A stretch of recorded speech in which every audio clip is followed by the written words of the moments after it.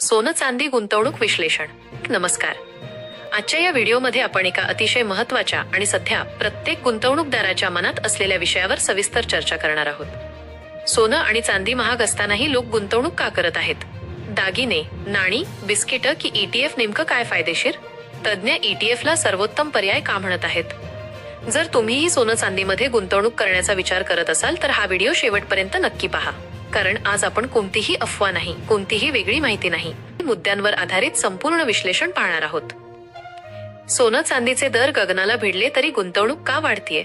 सध्याच्या काळात सोनं आणि चांदीच्या किमती ऐतिहासिक उच्चांकावर आहेत. असं असतानाही बाजारात एक गोष्ट स्पष्ट दिसते, वजा गुंतवणूक कमी झालेली नाही, उलट वाढलेली आहे. लोक आजही मोठ्या प्रमाणात सोनं चांदी खरेदी करत आहेत. यामागचं मुख्य कारण म्हणजे सोनं चांदी ही सुरक्षित गुंतवणूक मानली जाते. महागाईपासून संरक्षण देणारी संपत्ती आहे. दीर्घकालीन मूल्य टिकवून ठेवते. म्हणूनच दर कितीही वाढले तरी भारतीय गुंतवणूकदारांचा कल सोन्या चांदीकडे कायम राहिलेला दिसतो. 2. सोनं चांदीमध्ये गुंतवणुकीचे पारंपरिक पर्याय. आजपर्यंत बहुतेक लोक खालील मार्गांनी गुंतवणूक करत आले आहेत. सोन्याचे दागिने, सोनं चांदीची नाणी, बार किंवा बिस्किटं. हे सगळे पर्याय आपल्याला परिचित आहेत आणि अनेक घरांमध्ये याच स्वरूपात सोनं चांदी साठवली जाते. पण आजच्या बदलत्या काळात या पारंपरिक पर्यायांबरोबरच नवीन आणि अधिक सोयीस्कर पर्याय उपलब्ध झाले आहेत. 3. ETF म्हणजे नेमकं काय? सोप्या भाषेत ETF म्हणजे एक्सचेंज ट्रेडेड फंड.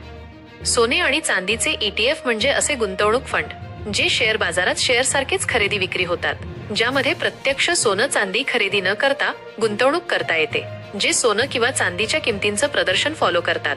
म्हणजेच तुमच्याकडे प्रत्यक्ष सोनं नसतं, पण त्याच्या किमतीतील वाढीचा फायदा तुम्हाला मिळतो.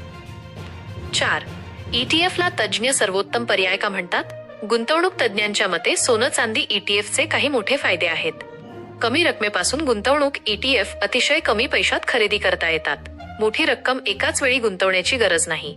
साठवणुकीचा त्रास नाही. ना लॉकर, ना चोरीची भीती, ना विमा खर्च. कमी व्यवहार खर्च. दागिन्यांप्रमाणे मेकिंग चार्जेस नाहीत. सहज विक्री. शेअर बाजार सुरू असताना ETF कधीही विकता येतो. यामुळेच तज्ज्ञ सांगतात की नाणी आणि दागिन्यांपेक्षा ETF हा अधिक सोयीस्कर आणि किफायतशीर पर्याय आहे. 5. दागिन्यांमधील मोठी अडचण मायनस मेकिंग चार्जेस. दागिने खरेदी करताना एक मोठा खर्च आपल्याला करावा लागतो, मायनस मेकिंग चार्जेस, घडणावळीचा खर्च. हे चार्जेस कधी कधी हजारो लाखो रुपयांपर्यंत जातात. आणि सर्वात महत्वाची गोष्ट म्हणजे दागिने विकताना हे मेकिंग चार्जेस परत मिळत नाहीत. फक्त सोन्याचा वजन आणि दर मिळतो. म्हणजेच गुंतवणुकीच्या दृष्टीने दागिने फारसे फायदेशीर ठरत नाहीत. 6.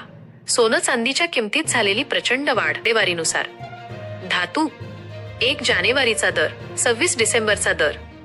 वाढ टक्के. सोनं 76,772 रुपये 10 ग्रॅम, 1,39,890 रुपये 10 ग्रॅम, अप्रॉक्सिमेटली 82%.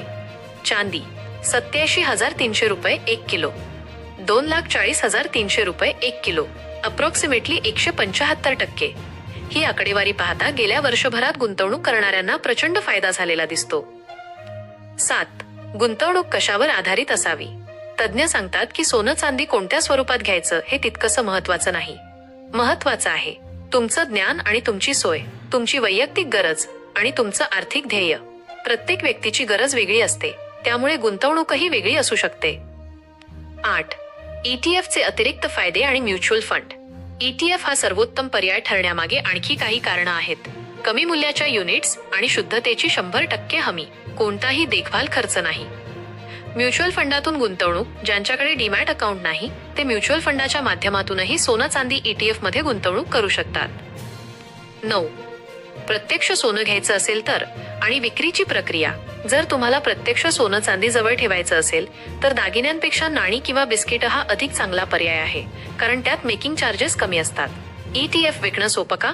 दागिने विकताना योग्य ग्राहक शोधावा लागतो, पण ETF मध्ये लगेच विक्री होते, जास्त लिक्विडिटी असते आणि दर पारदर्शक असतात. 10. फ्युचर्स, ऑप्शन्स आणि डिजिटल गोल्ड. फ्युचर्स आणि ऑप्शन्स हे अनुभवी गुंतवणूकदारांसाठी आणि जास्त जोखमीचे पर्याय आहेत. डिजिटल गोल्ड हे सोयीस्कर आहे, पण ते सेबी नियमित, सेबी रेग्युलेटेड नाही.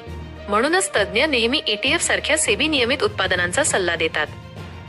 11. ETF कसं काम करतं?